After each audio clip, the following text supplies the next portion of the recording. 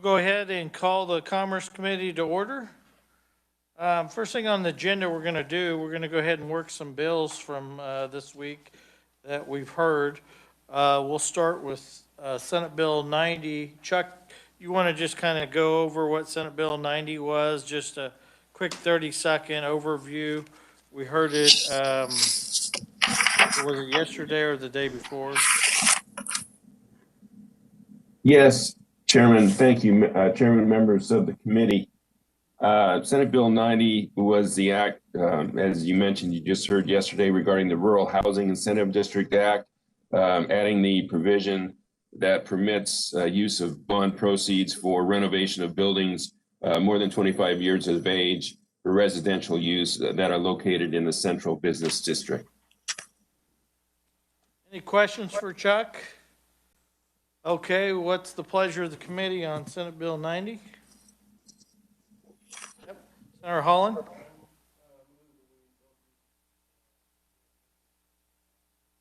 to put it on the consent calendar? Do I have a second? Senator O'Shea seconds it. I'll second. Any questions or comments? We put Senate Bill 90. Go ahead, Senator Peck.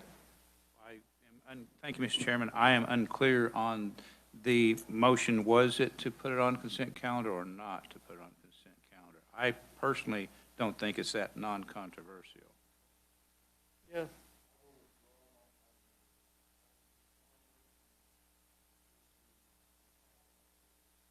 Oh, it's just favorably? Is that what your second is? Okay. We have a motion and a second. We'll be carrying this bill. So any questions or comments on it? All in favor, please signify by saying aye. Against, nay? Passes. Okay, we'll move on to Senate Bill 91. Chuck, can you give us a quick overview on 91? Thank you, Chairman, members of the committee. Senate Bill 91 is the second bill that the committee has heard relating to the high performance incentive program of the Department of Commerce. This bill provided for the transferability of the tax credit that is permitted under that program. Questions for Chuck? Not seeing any. Senator Dahl? I make a motion that we pass this out favorably. We have a motion and Senator Hilscher. There you go. I can see him now. Seconds it. Any further question or comments? Okay, all in favor, please signify by saying aye. Against, nay? It passes. Do the nays want to be recorded? No? You want to be, okay. Okay, we'll move on to Senate Bill 124. That's the Star Bonds bill. Chuck, you want to just give us a quick overview of it?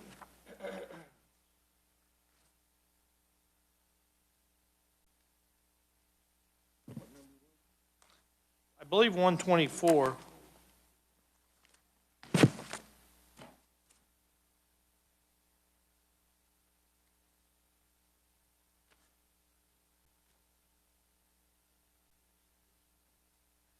Hey, Chuck, we can't hear you.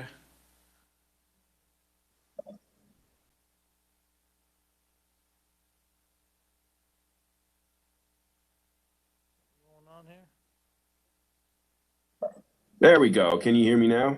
Yep, we can hear you. All right. Star Bond, SB 124 is a bill that made some updates to the Department of Commerce's Star Bond program with respect to, it adds a rural redevelopment project option.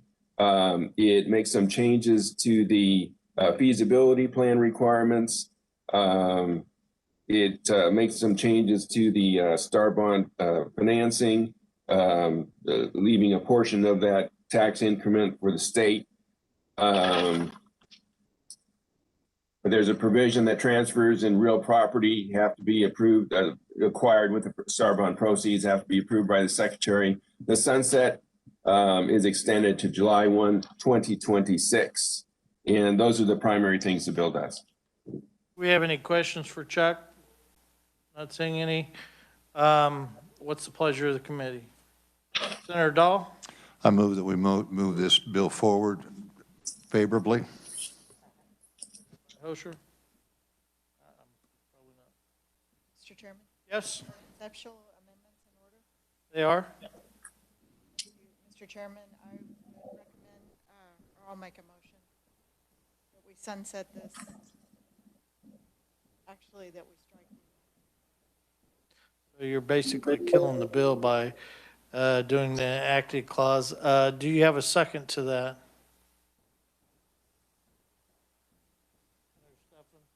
Seconds that. Okay, any questions or comments? I guess that would probably kill Star Bonds in Kansas. Okay, all in favor, please May signify. I close on my motion? Go ahead.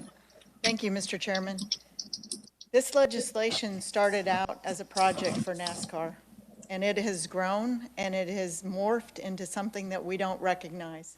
When this program is being used to build car dealerships, movie theaters, restaurants, businesses that are competing against existing mom and pops, existing businesses in the area, this is not new development. This is about contractors and others having the ability to use government money to further their cause.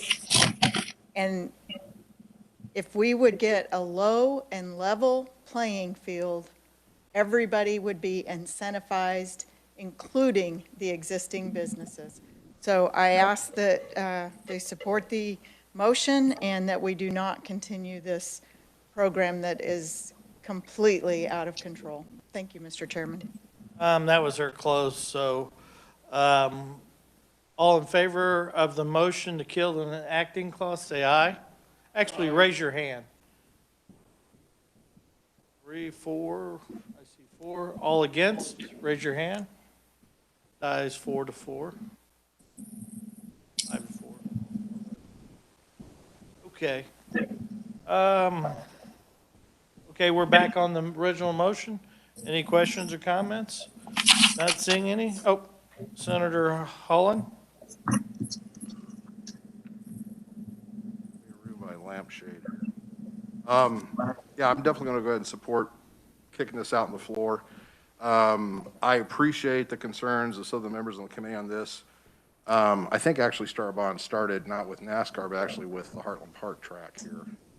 And it definitely has a checkered It past. started with NASCAR, actually.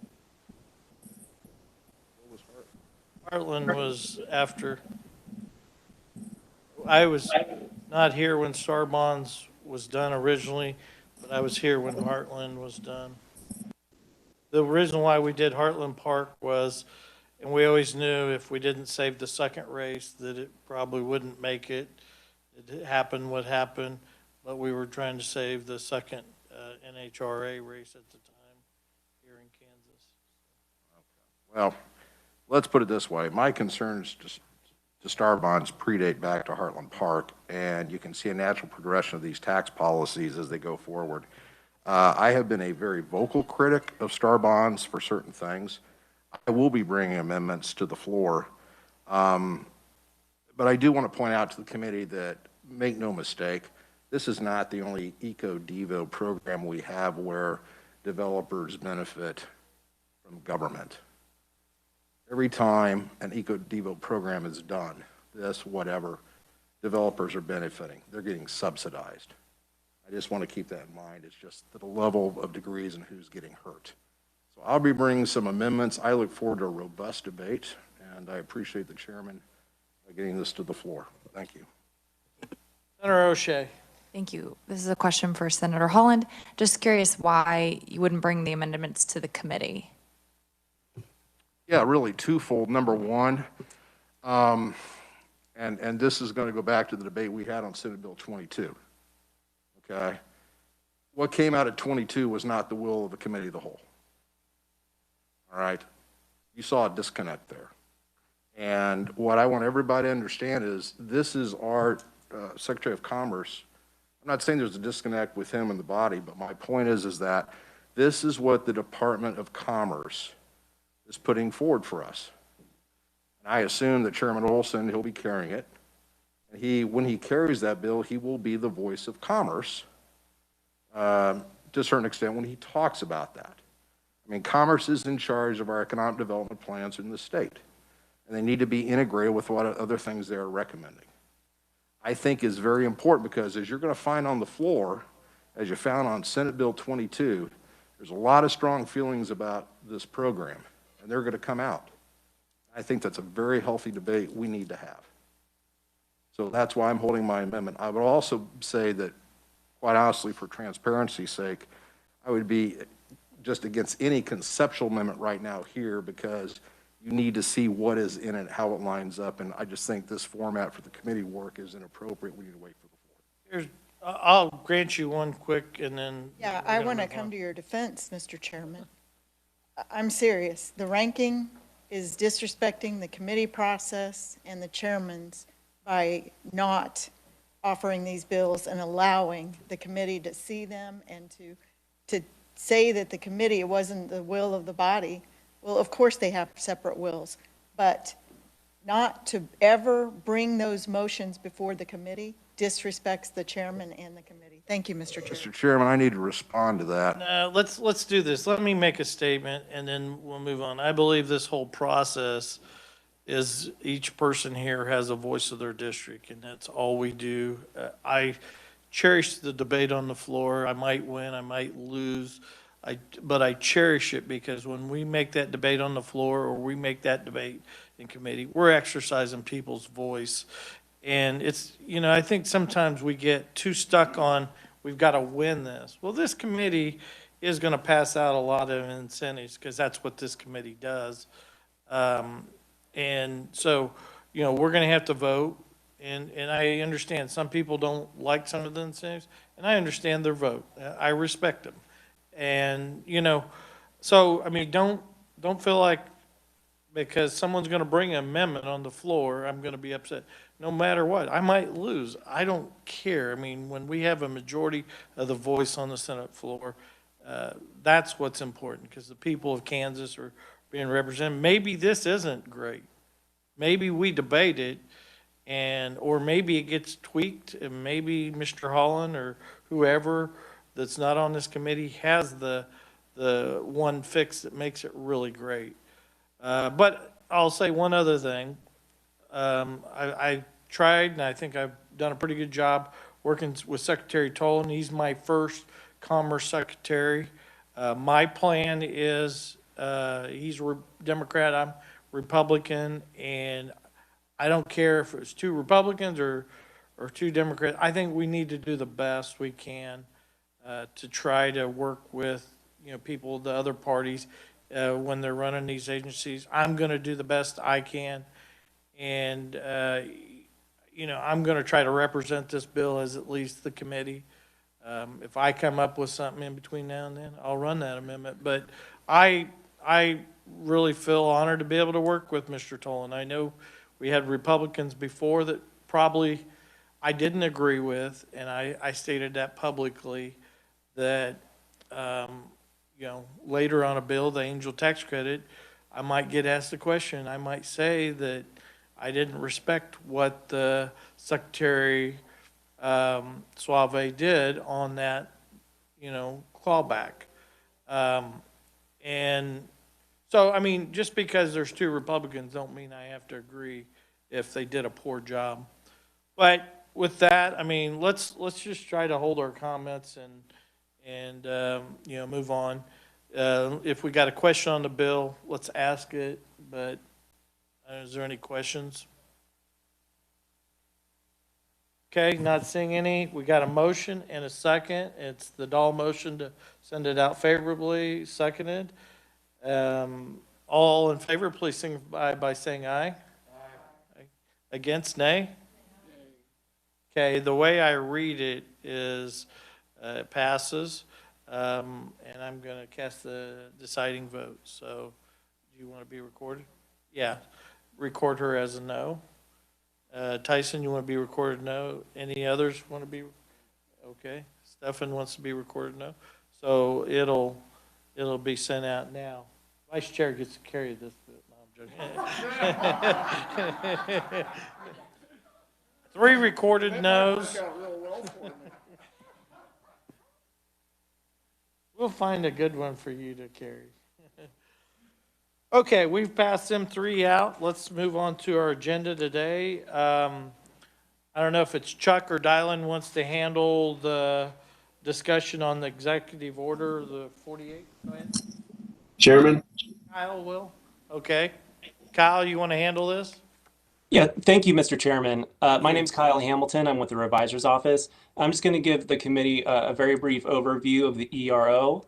ERO 48 would reverse the effects of 2011's ERO 36 by, one, transferring the Division of Tourism and the Office of the Director of Tourism from the Kansas Department of Wildlife, Parks, and Tourism back to the Department of Commerce.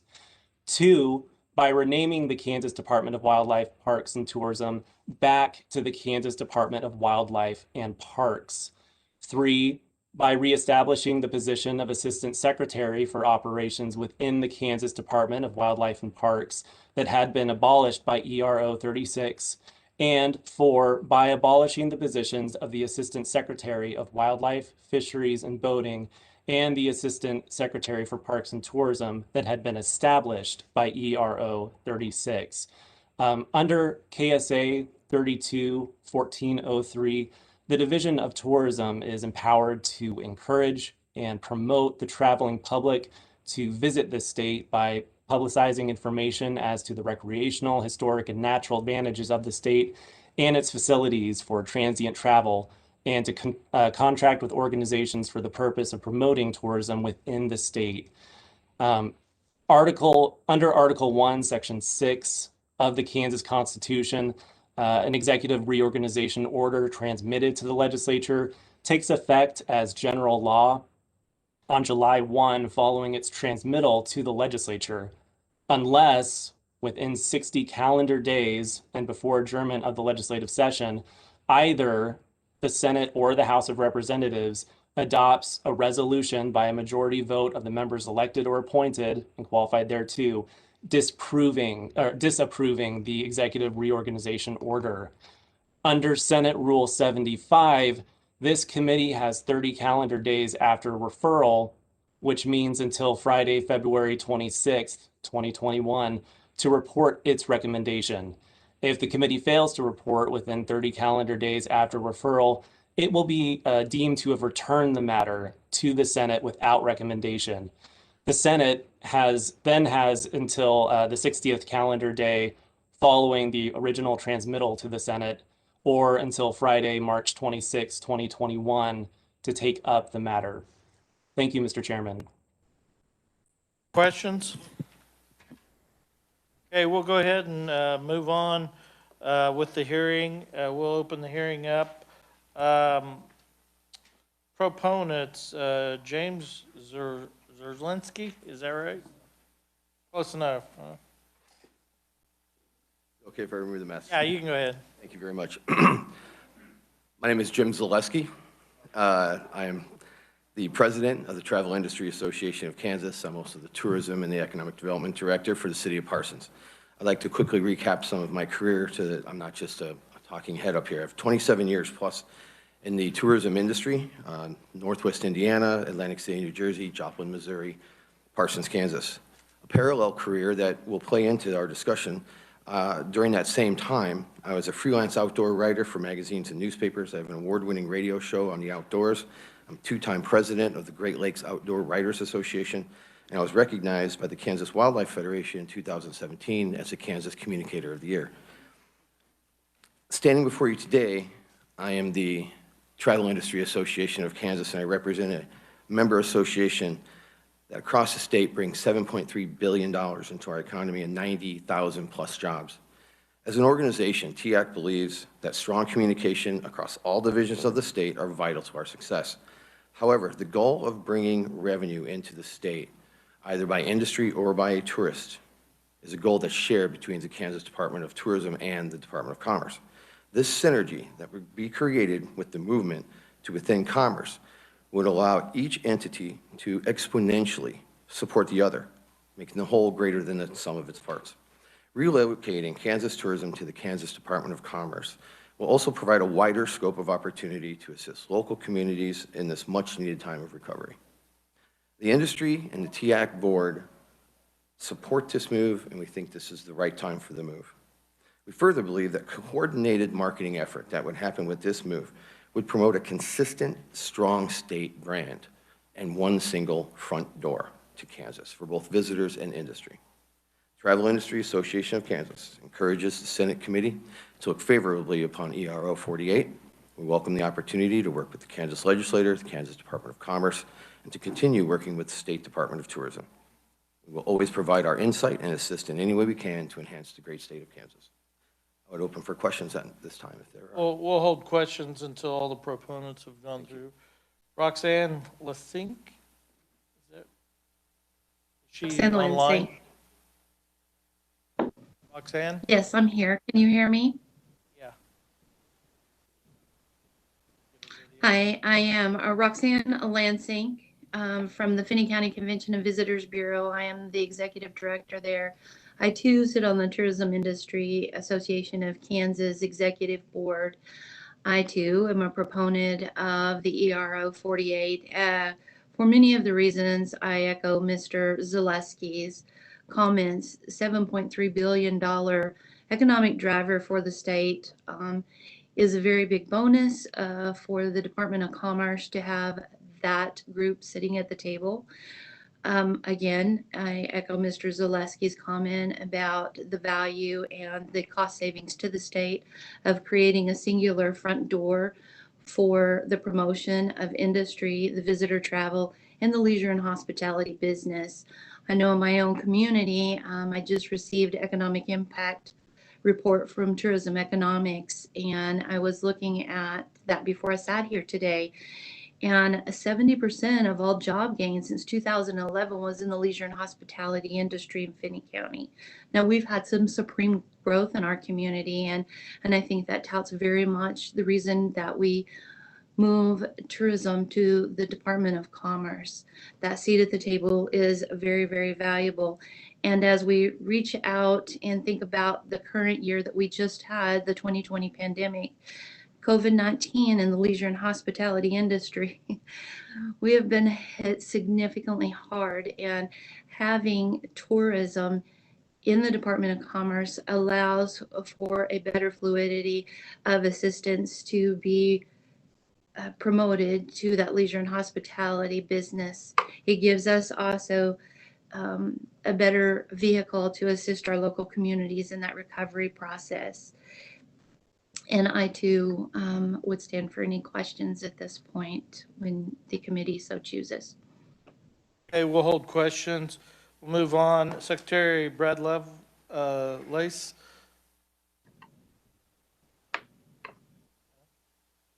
That's written. Just found out. Morning, Chairman Olson, members of the committee. I thank you for allowing me to testify on behalf of ERO 48, which we support. I'm Brad Lovelace, the Secretary of Wildlife, Parks, and Tourism. We have submitted testimony, but I will paraphrase it this morning, and I'll keep my remarks brief. I've worked with our tourism division for the past 2 years, making every effort to strengthen and support them. They are a very effective group of tourism experts. They are smart, exceptionally creative, travel and tourism professionals with a passion for serving the Kansas tourism community. In that same 2 years, I've had the real pleasure of getting to know the travel and tourism community across the state of Kansas. And by that, I mean clear across. Everywhere from Elkhart to St. Francis, from White Cloud to Galena. All across Kansas, people from towns small and large, and amazingly effective and persistent. In fact, charmingly persistent, and that's the way I would describe Jim Zaleski. Charmingly persistent at promoting their communities, their regions, or their particular venue. I heard he's like that when he's out fishing. Same way, same way. That makes him a good fisherman. And these folks do that promotion of their interest, oftentimes against long odds, as was mentioned by the one testimony about COVID 2020 was horrendous, really a tough year for all the people in this industry. But what it revealed is they are great people. They are diligent and they are effective. For us to be effective in the tourism division, we needed to coordinate our projects for the last 2 years with the Department of Commerce. It only made sense. The intersection of tourism and commerce missions is so obvious that we found ourselves constantly in communication, in coordination with them to be successful. It was just good business. Soon, the close alignment of tourism's economic development mission with that same but slightly different focused mission of the Department of Commerce became very apparent. Equally apparent were the synergies, that was the term that Jim used, the synergies between two groups and the mutually beneficial opportunities that arose when we were closely coordinated together. It became clear to me that moving tourism with commerce under the same roof would greatly ease the needed coordination and communication. When we visited with the travel and tourism and hotel and restaurant partners that we work so closely with across Kansas, they wholeheartedly agreed, and they are the experts when it comes to running their business.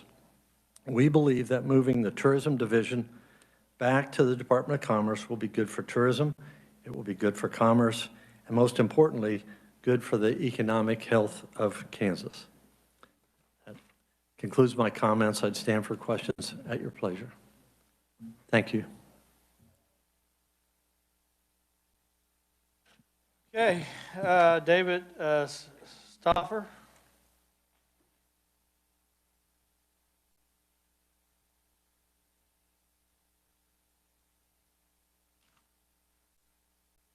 David Sofer, Legislative Policy Director, Department of Commerce. Good to see you all again. I looked at the schedule next week. It doesn't look like I'm scheduled to appear here. So hopefully you all have gotten enough of me here this week and you'll be able to take a break from me showing up. It's a different agency, Labor. I think they would rather have you here.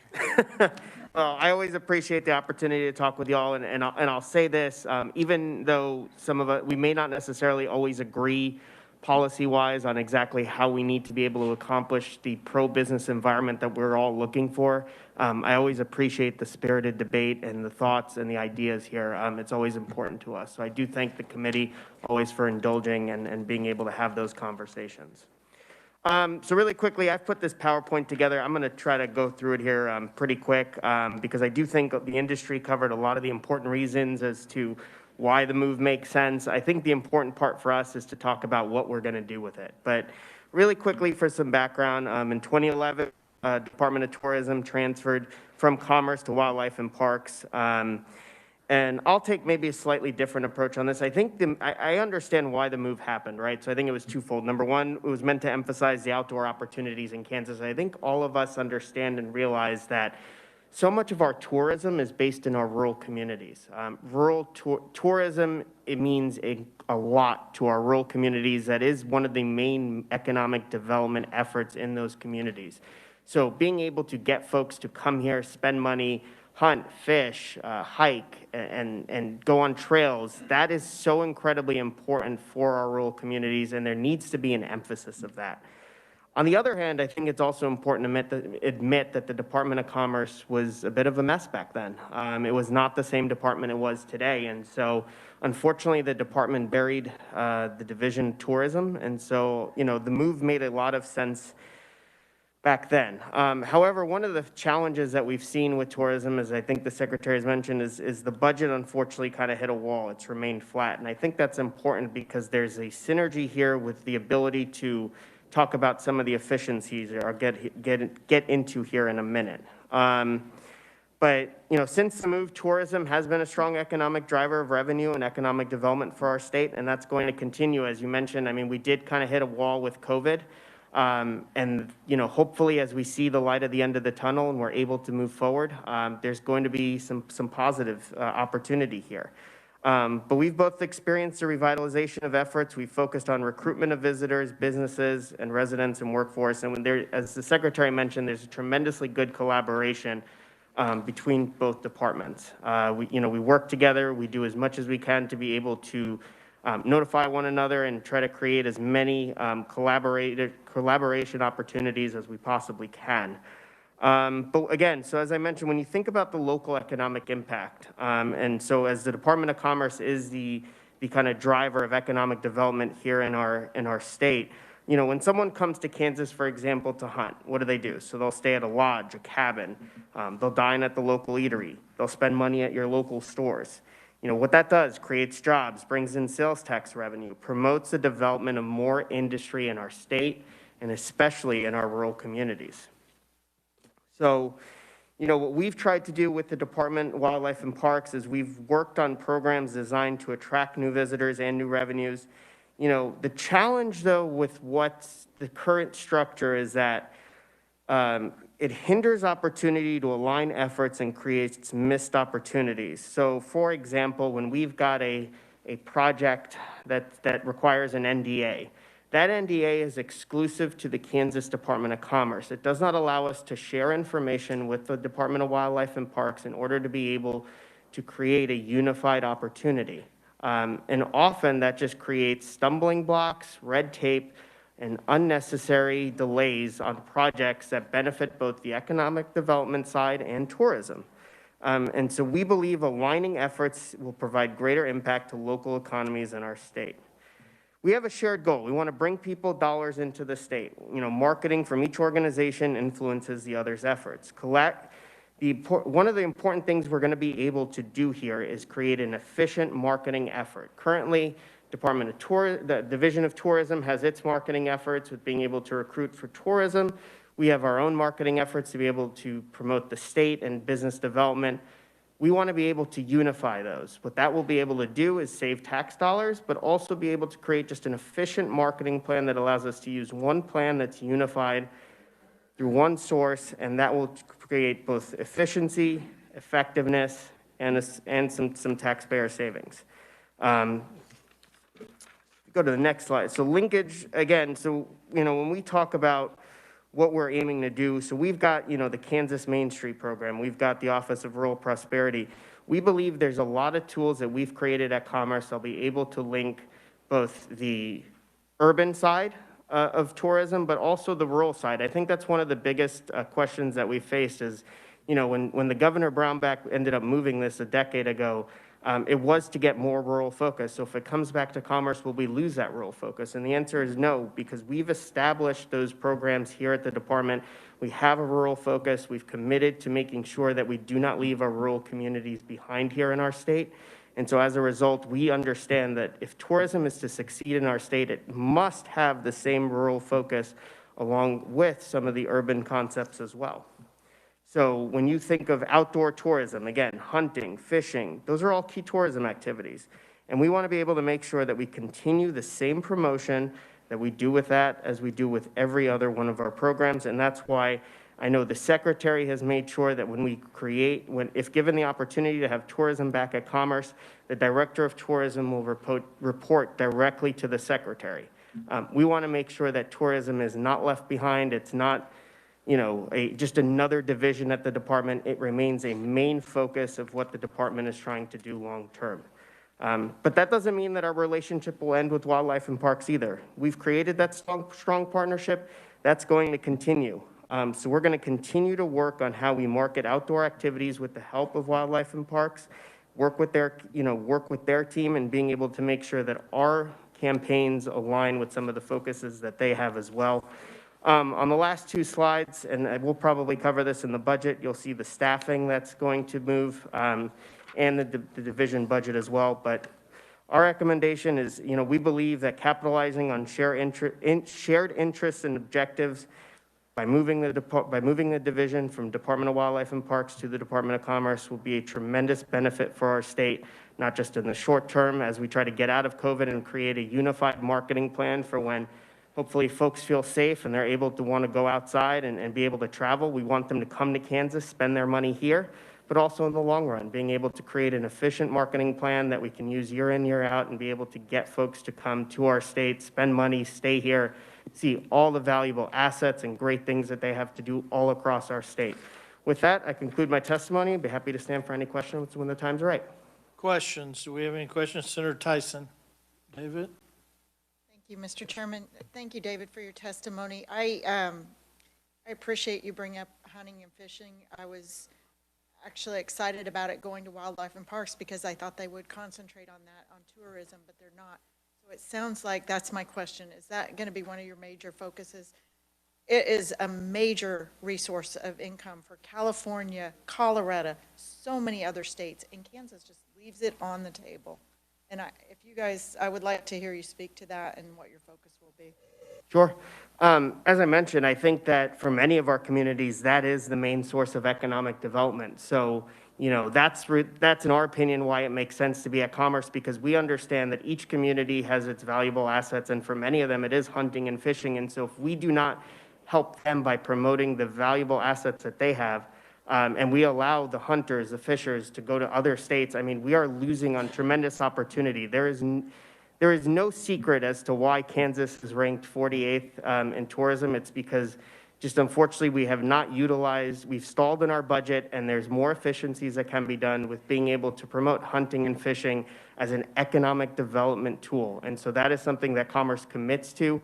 We will, as soon as we hit the ground running, that'll be a main focus of what we're trying to do. You want to say something, James?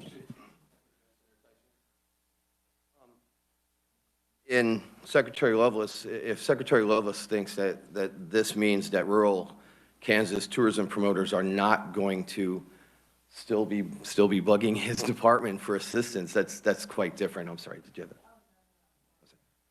that? If I could maybe put it in a little bit of perspective here. When a state highway patrolman pulls somebody over and gives them a ticket on the highway, is that revenue to the state of Kansas? Sure it is, but that's not the purpose of the ticket. Purpose of the ticket is safety on the highway. When Wildlife and Parks sets the number of out-of-state hunting licenses, if we spend $10,000 or $100,000 promoting out-of-state hunting, does that mean that there are more out-of-state hunting licenses sold? No. They set those license numbers to protect the herd. Their job is to manage the natural resource. Our job is to promote the natural resource. We can do that much, much better from the Department of Commerce, just because of the synergies I spoke of earlier. So if we look at it from letting the Department of Wildlife and Parks do their job to manage the herd, let's put all of the marketers and the advertisers, and the Department of Commerce has offices in Texas, Chicago, New York, and the West Coast. Let's utilize those outlets to put that marketing on the street. I think that's how we market the natural resource that Secretary Lovelace and his department manage so well. Let's get a few fishing tournaments too. I'm going to try. Senator Tyson, is that it? Okay, Senator O'Shea, go ahead. Thank you, Mr. Chair. Yeah, I think the big key missing has been marketing. And so one of my questions was going to be, who currently is in charge of state parks, marketing for the state parks?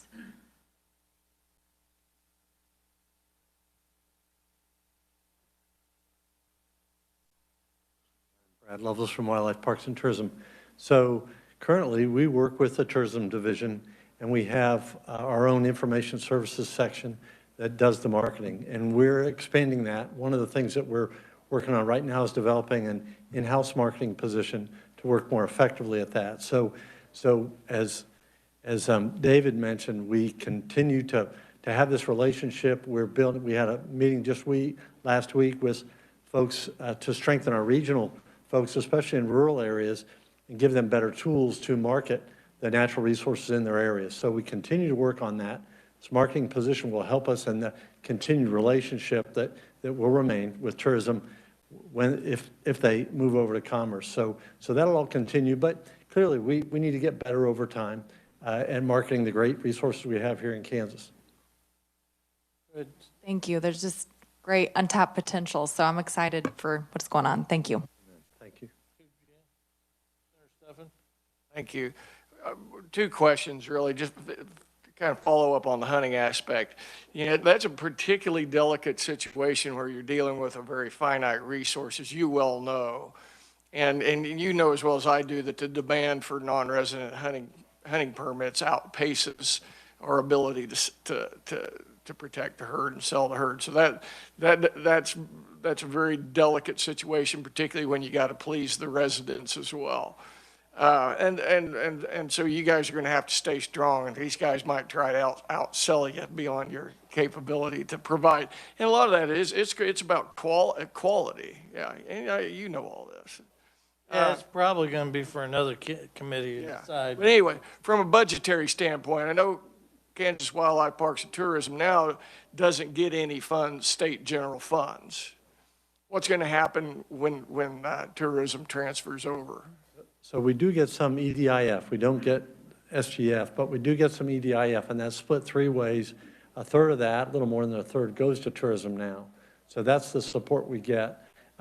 We have been hampered because our funding comes from our users, right? And we can't spend money that leverages federal money the way we run the department. We can't use that for tourism. So we have some walls there that inhibit us. That's what David was referencing about greater flexibility and potential for funding tourism, and it's badly needed. We are 48th in the country in terms of funding that division, and they deserve more, and people of the state of Kansas deserve more.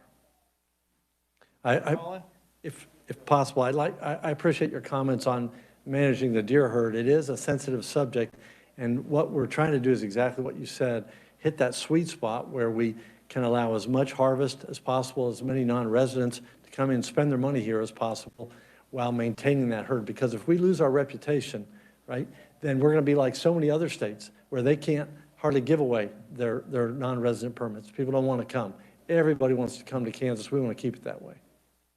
And balancing that with the needs of the resident hunters too. Amen. Amen. Because there's a conflict there naturally, and they're feeling it as more land gets leased, more outfitters use more land. So that's the tightrope we're walking, and we have constant communication. Appreciate public input on that too. Thank you. Senator Holland. Thank you, Mr. Chairman. I really appreciate the conversation today about the hunting and various things. First of all, I have worked with Sue Stringer. I think that team does a wonderful job. No pun intended, but I think their resources have been on a shoestring. But I've been very impressed the way they've managed their limited resources. I mean, they got so much energy over there. So I support this. It has nothing to do with the people, because I think the people there are great. Why I am so pumped about this is that, and just a little bit of background here, I run a number of businesses. One of them is a very small Kansas farm winery. By the way, you don't get rich when you go into the winemaking business, okay?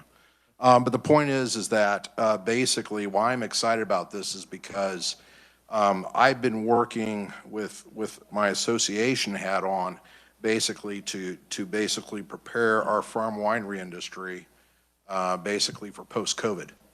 And I firmly believe that once this crud gets out of here, you're going to see an explosion of people ready to go out and get out. And the thing I'm excited about the agritourism, because a lot of our natural wine trails, be it Smoky Hill, Flint Hills, Mayor de Seine, I'm up in the Kaw Valley, but those are still rural areas. And so you're talking about the wine trail visit. Once again, it's bringing those out-of-state tourists in to have an enjoyable weekend.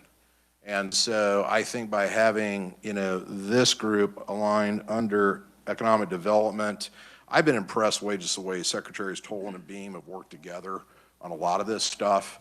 And I'm really excited about the synergy. So anyway, just wanted to add that. Thank you, Mr. Chairman. Thank you, Senator Strom. Thank you, Mr. Chairman. I just kind of wanted to touch on what Senator Steffens said. I know last fall, a young female Kansas resident took a world record buck, probably, I think, for a female hunter, I think probably the state record for at least for a female hunter, if not world record. And there was a number of other records she set. So I know my district and so many private landowners that resident hunter rights are definitely a very sensitive subject, but also understand that tourism in our area does bring people in. And over last summer, when so many things were shut down, I know our state parks, you could hardly find a camping spot at some of our lakes.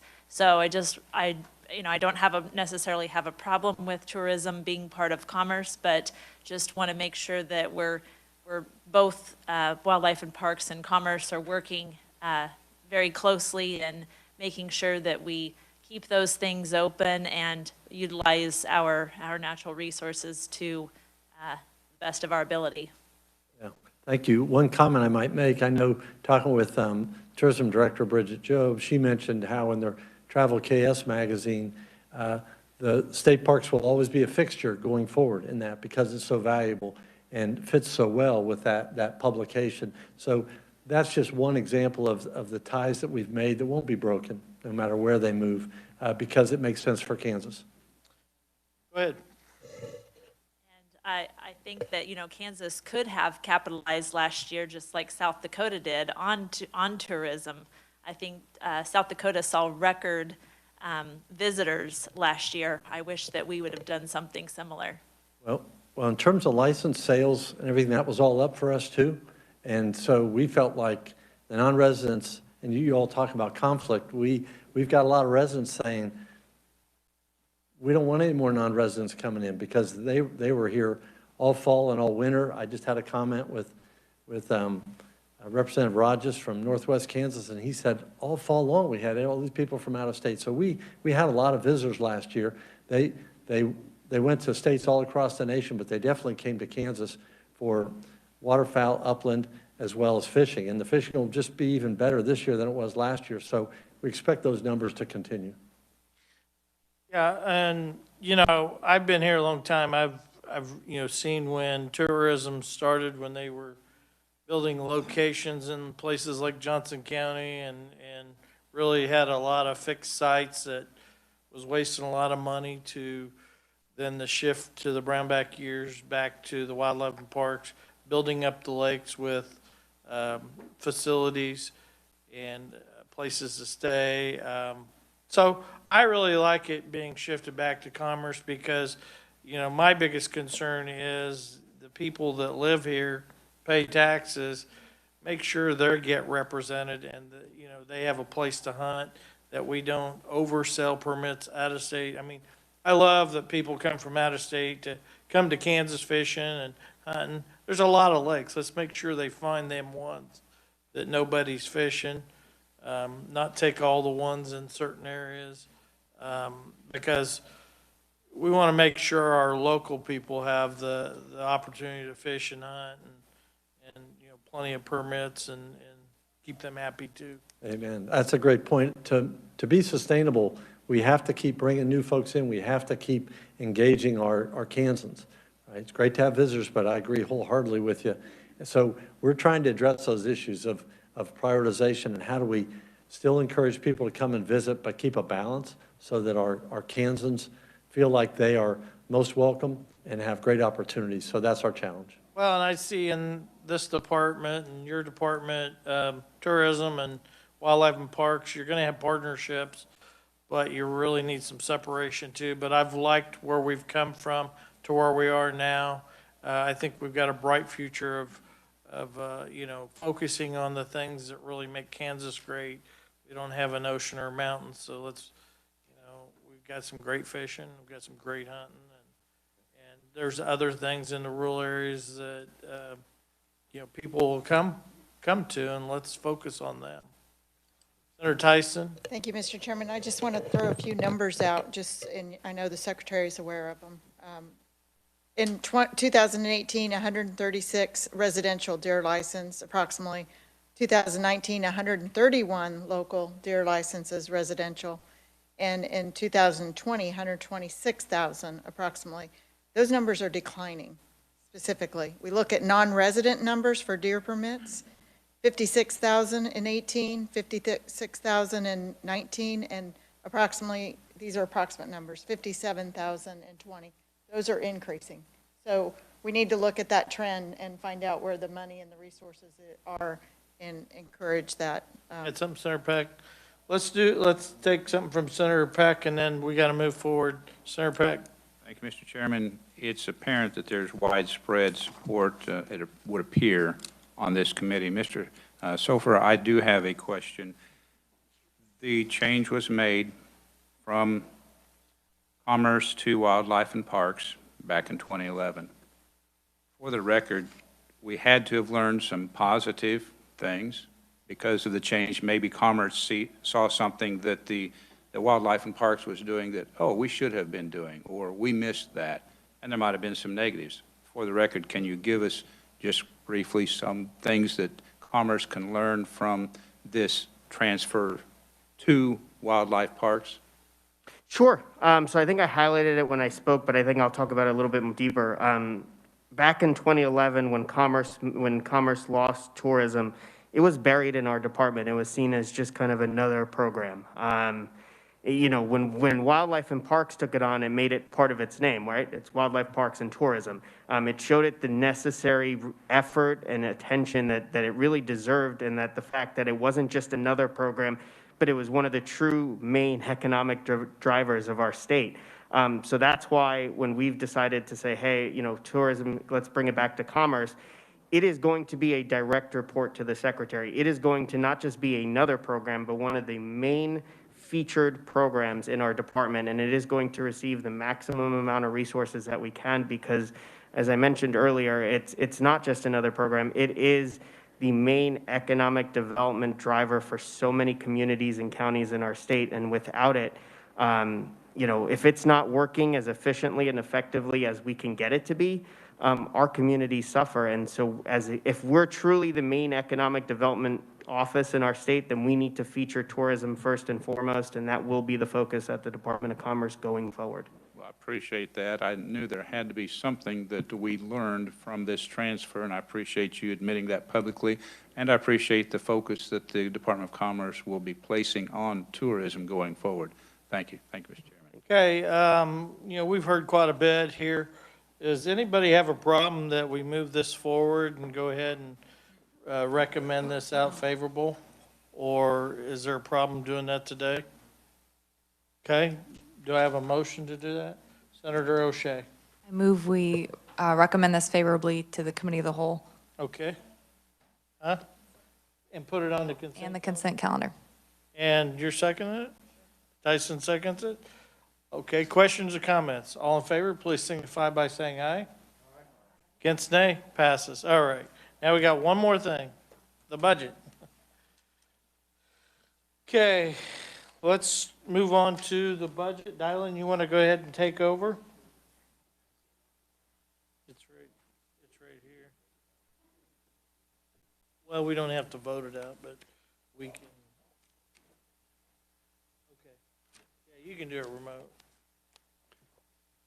Thank you very much, Mr. Chairman. For the record, my name is Dylan Deere. I'm a managing analyst with the Legislative Research Department. I know this is a little bit atypical to have a policy committee hearing a budget. And so just so as you understand, the recommendation from this committee would then go to the Senate Ways and Means Committee for inclusion with any amendments as part of the appropriations bill. You should have a copy of the Department of Commerce budget analysis before you, which has those the recommendations of the governor as well as the agency's request. And so I know that some of you all have already done this, have been on appropriations previously and other policy committees, so I'm sure you're pretty familiar with it. But if you look at the first page at the agency overview, this is just providing a little bit of background on what the Department of Commerce does. And then if you turn to page 1419, this is major issues from prior years. And so this is not everything, it's just a sort of a smattering of major events that have happened with the Department of Commerce to provide a little bit of background on that over time. And if you turn to page 1422, these is just a quick little budget summary, and I'm going to go over those in more detail a little bit deeper into the budget, so I'm just going to pass over this at this time. All right. On page 1424, you have performance measures for the Department of Commerce. Department of Commerce has quite a few performance measures that they do submit. Anytime you see an item that has an asterisk next to it, these are performance measures that are coming outside of the agency's DA 400, basically their internal budget narrative, but were not included as part of the governor's recommendation. So those recommendations that you see for the GovRec 2021 and 2022, that's actually agency goals in those particular cases for those particular performance measures. If you turn to the next page, on page 1425, This is a 10-year table of operating expenditures. So this does not have pass-through dollars or aid to local units in it. It's operating expenditures only. Obviously, that giant spike that you're seeing in the GovRec for 2021 is federal coronavirus relief fund monies, which we will discuss extensively here shortly as we get into the budget. And it does have sort of historical background on FTE shifts as well. And if you turn to the next page on 1426, it provides a little bit of detail. This is the summary of operating budget table. And so it tells you, how much, salaries and wages, contractual services, commodities, capital outlay is going out, how much is going out by program, and some of the major funding sources for the Department of Commerce. You have two boxes. The box in the middle is the agency estimate. The box on the right is the governor's recommendation for this agency. And if you turn to page 1427, we can start discussing the fiscal year 2021 budget proper. So the 2020 legislature approved a state general fund budget of $0. So there was no state general fund budget originally approved for the Department of Commerce. However, there was $1.4 million reappropriated from the previous fiscal year. Those dollars are associated with the Kansas Bioscience Authority. The Kansas Bioscience Authority, of course, has been previously shut down by the state legislature, but there continues to be outstanding obligations against that fund. And so there was about $5 million appropriated and put into the Department of Commerce, and that money just keeps rolling forward as it settles any outstanding obligations that remain to the Bioscience Authority. There was an increase of $5.5 million based upon a supplemental appropriation of funding for the LCC. And so the Legislative Coordinating Council recommended that to reimburse expenditures from the Job Creation Program Fund, and that has shifted to 2021. And then an increase of $5 million based on a supplemental appropriation of funding from the LCC to increase support for the Job Creation Program Fund, which is also shifted to fiscal year 2021. So that is going to change the legislative approved budget. And if you look in the box, it's the number in the top left-hand corner to $11.9 million. The agency estimate is only $6.9 million. It's about $5 million lower. The reason it's lower is because that last supplemental appropriation of $5 million by the LCC occurred in December. So that was after the agency's budget had already been submitted. And so they just didn't have a time to include it as part of their agency's budget submission. So if you look at the agency budget request, and this is I'm in the text immediately below the box on page 1427, the agency is requesting $270 million, including $6.9 million SGF for 21. It's an all funds increase of $162.8 million, or 151.1%, and an SGF decrease of $5 million, which I discussed before, or 42.1%. And that's related to that LCC transfer for the Job Creation Program Fund. The Special Revenue Fund increase of $138.6 million is monies received from the Federal Coronavirus Relief Fund, and that supports, connectivity emergency response grants, that surge, that's a broadband support program, business retention and expansion grants, local food service grants, cybersecurity and advanced manufacturing grants, and I'm going to cover those in a little bit more detail when I talk about aid to locals. But David Sofer also has a PowerPoint where he's going to sort of roll through those programs in some additional detail as well. You also had about $18.3 million in enhanced community development block grants. Community development block grants are something that this agency has every year. It supports things like water projects and parks projects in your local communities. However, as part of the CARES Act, there was some additional CDBG monies that went into this program, and those are tied, and I'll talk about those in a little bit more detail in a moment, but it's not typical CDBG spending for those particular funds.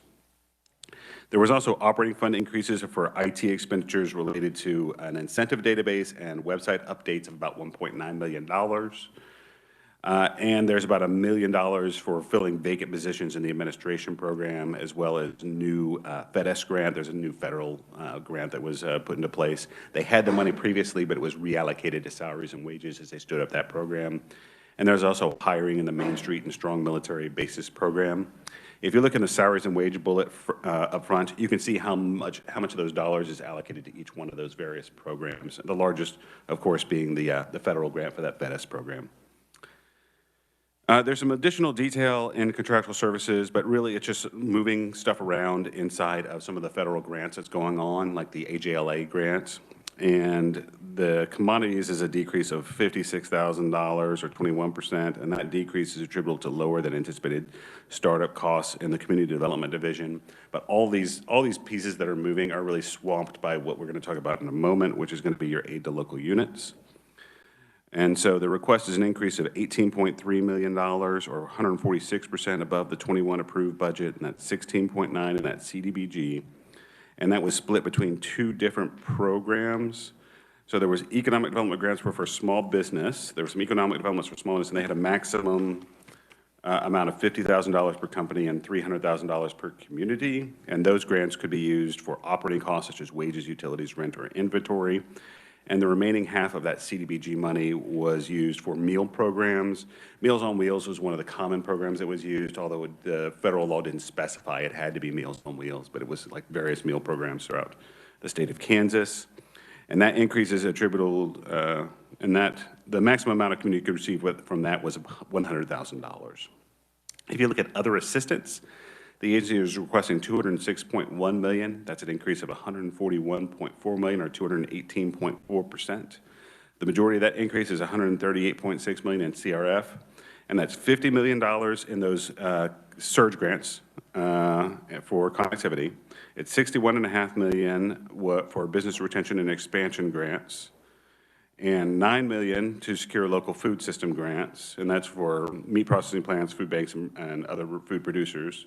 There's $8.1 million in workforce training and retraining, and primarily around information technology, cybersecurity, and project management. There was some reallocations that happened internally of about $10 million, and there was a decrease of $5 million due to additional funding for the Job Creation Program Fund for LCC, which we've already discussed. And the governor's recommendation is $319.1 million, including $11.9 million SGF. So you have the additional $5 million SGF I keep talking about. And then there's an other funds increase of $44 million, and that's attributable to, there's a third round Spark money. So anybody who was following the Spark recommendations that were coming out over the summer, there was a third round of Spark recommendations that came in with $44 million, and most of that money went to small business assistance. And then there was a reduction of about $1 million, and that was to refinance some impact bonds. So impact bonds were a program in the state of Kansas about 10, 12 years ago that they used to get a portion of withholding tax. And the recommendation from the Kansas Development Finance Authority was to refinance some of those bonds that were due to be paid off in about a year and a half, 2 years. The Development Finance Authority has indicated that it's a net reduction in total interest paid over the course of the loan. So they're saying it's just going to be a net savings, but it does have the effect of stretching out the time that those will be paid over. And with that, I would stand for questions on fiscal year 2021. I know it's a lot of material there. Questions? Senator Tyson. The presentation, that is a lot of information to digest. I would look back at their FTEs. I find it interesting, and this isn't in this data, it's something else that I have. They were at 998, and at 2020 they were at 1,079. Why the increase, and in 21, it's actually a document you sent me. What page are you on, or is that a different document? I asked for the number of FTEs. I had heard they had hired over 40 employees.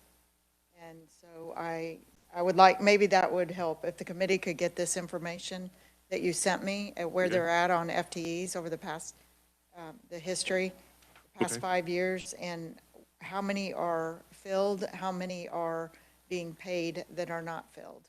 We don't have to finish this today, so I mean, we can kind of just go through it, and then if we got questions, do follow up, and then figure out, when's it got to be done by? I think it's like the 24th is when it actually reports out in Ways and Means. There's a little bit of time. We got some time next week. Second. We're going to be focused on the UI bill, but then there'll be some stuff, some time to work the UI bill and some open time to do this. Okay. Go ahead, Senator Peck. Thank you, Mr. Chairman. Page 1425 shows some about the FTEs, and this is somewhat, Mr. Deere, on the SGF. Can you help me understand the numbers there on 1425? In 13, it was 15 million, and then in 15, it was down to 200,000, and then 0, and then back up to 4, down to 2. I mean, it's just been all over the board. And I understand I've never seen a 47,000% increase in funding. And I realize that has to do with federal money or some money that came in for the agency. But anyway, can you help me understand why the wide swings? Absolutely, not a problem, Mr. Chairman, if that's all right.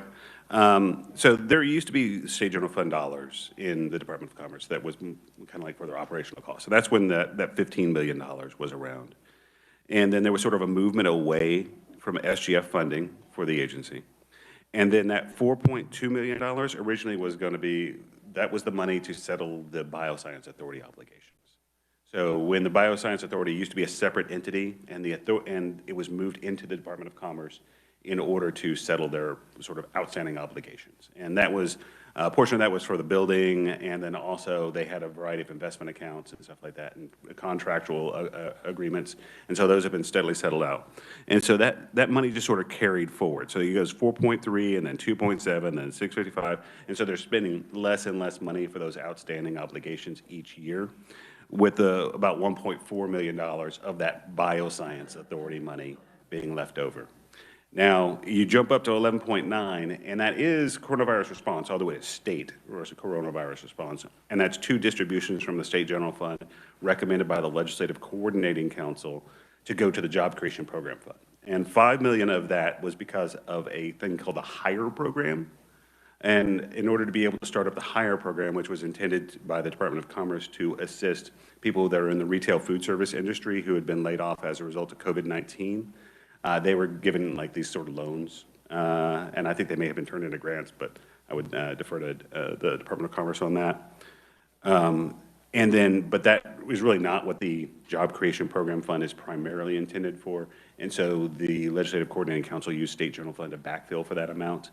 Also, the Department of Commerce came forward to LCC and said there was a bunch of possible new investments that were coming into the state of Kansas, but they needed Job Creation Program Fund dollars in order to be able to incentivize those, and the LCC recommended additional State General Fund dollars be allocated to that, which will later be transferred to the Job Creation Program Fund, so we establish those sort of statutory restrictions that are built around the Job Creation Program Fund for those dollars. And that was, that's how you make that giant jump up to the $11.9 million. So it's $5 million higher fund, $5.5 million for Job Creation Program Fund for economic incentives, and then the remaining dollars that are left over for Kansas Bioscience Authority. It looks like the LCC has not operated very conservatively with its state general fund spending. But my question to you, Mr. Deere, do you have a knowledge of, we're still in fiscal year 21, have they expended most of that 11.9, or do they have some that we could allow them to use somewhere else? Or I have to pull the current spending on that as far as how much of those dollars has gone out the door. I have been inquiring as to when that $1.4 million in Kansas Bioscience Authority money can finally be lapsed and all the obligations done. Obviously, there was only a spend of $25,000 last year from that money, but I think we're getting pretty close to being able to wrap that up. That's all I have for now, Mr. Chairman. I've got a lot of questions for Mr. Deere. Senator Tyson. Thank you, Mr. Chairman, and Ryland's heard this before. We passed the bill, House Bill 2739 in 2016, and our agencies and departments are not following the law. You can go out and read the statutes. We are just not, we're supposed to be.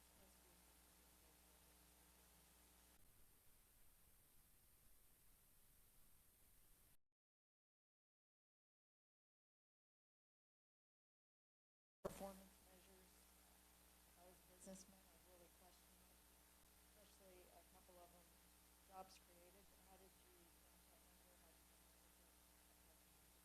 How did you Thank you, Mr. Chairman. Other questions or comments? Okay, go ahead, Dylan. With that, Mr. Chairman, I'll move on to the 2022 budget, which you will find on page 1430.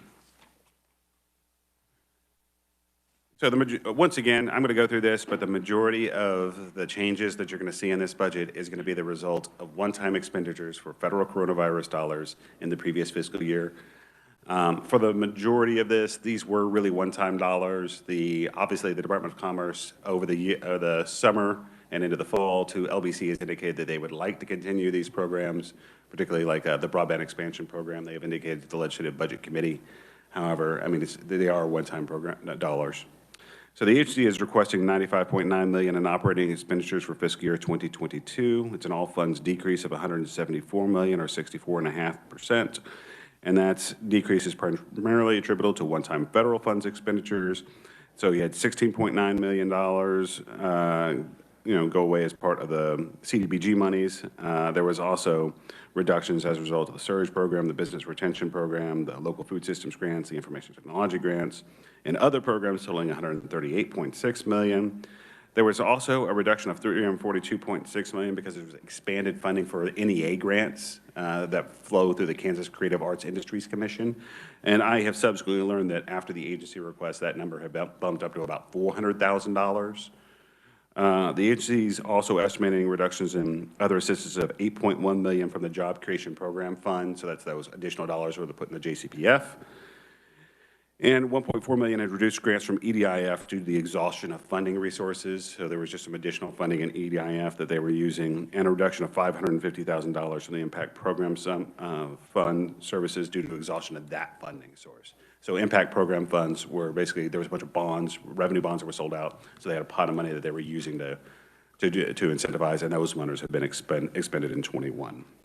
There's some additional detail that on salaries and wages. So you can see that's an increase of about $166,013, and that's primarily a result of fringe benefit rate adjustments, and it's $119,000 for capers, $71,000 for group health, and a reduction of $28,438 for work comp. Work comp, of course, is driven by experience. The large capers increase is because in FY21 there was a moratorium on death and disability payments. And so when that death and disability moratorium went away, that's built into the capers rate, and so you have a spike in capers rates. Capers rates do go up from FY21 to FY22, but they do not go up to this magnitude. You're really seeing the expiration of the moratorium driving that increase. You can also see this, some adjustments in contractual services and commodities, capital outlay, debt service, the big changes in other assistance.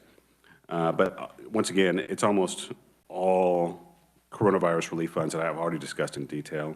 But if you look at other assistance, there is a good note. About halfway through, you see the end of the Registered Apprenticeship Program expansion. So that's at $300,000. There was an expanded Registered Apprenticeship Program for $300,000 that had been in place, and that went away, and so there's a reduction there.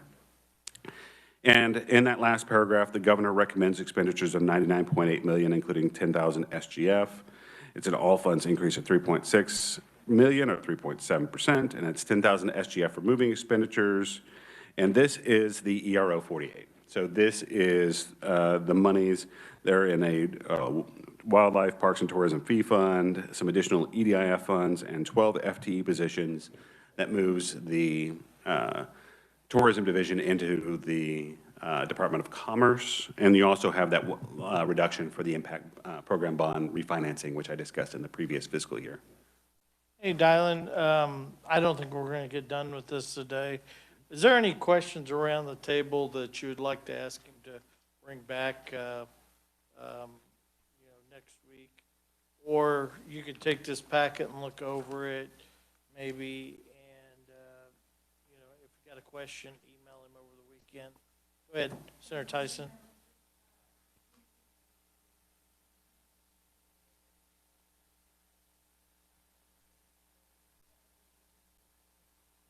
Absolutely.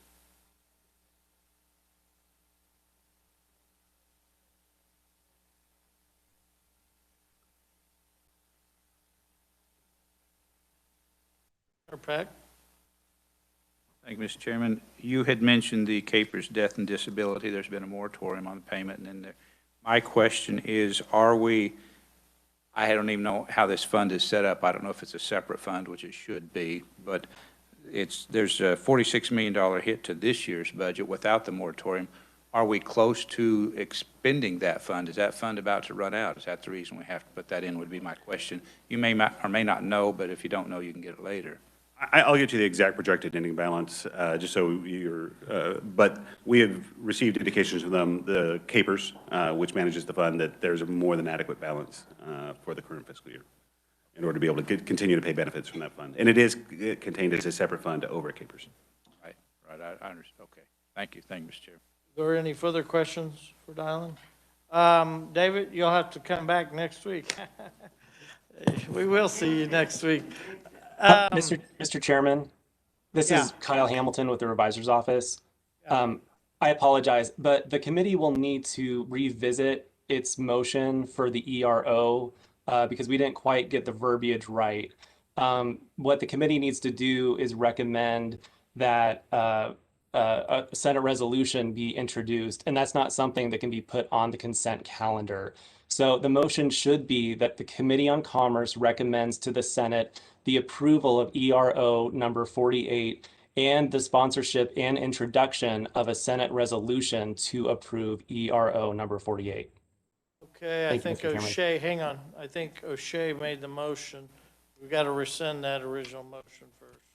How about if we rescind the second, then we don't have a second on the original motion. We kill the bill. So would the second, Senator Tyson rescind her second on the ERO going on the consent calendar? Then we're going to do the new motion. See, I'm just trying to think over the rules. Yeah. Someone will have to make the motion and do it right, but, okay, so Senator Tyson rescinded her second. I don't see any other second, so that motion dies. Or, go ahead. Thank you, Mr. Chairman. I have a question about this process. If neither committee object to this, it automatically, the ERO takes effect, correct? That is correct. This will be a little quicker, and since we're doing the budget, I think it's a good signal to show. That's the urgency behind it.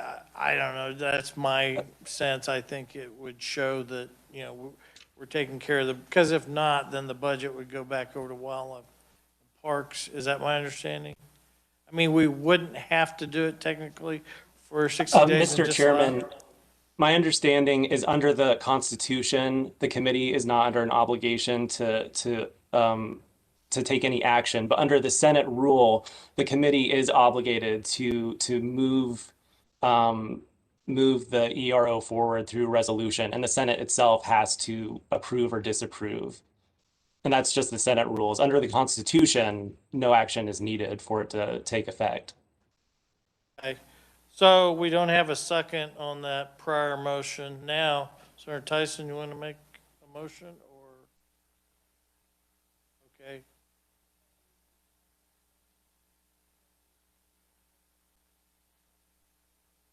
Do I have a second? Senator Dahl, second it. Any questions or comments? All in favor, please signify by saying aye. Against, nay, passes. Now we're done, and that first motion died lack a second. We are adjourned, and so we'll give you guys a day's notice when we're going to take this back up, but I'm presuming it's probably late next week. Everybody get their questions in, and sorry we didn't get it done. Thank you.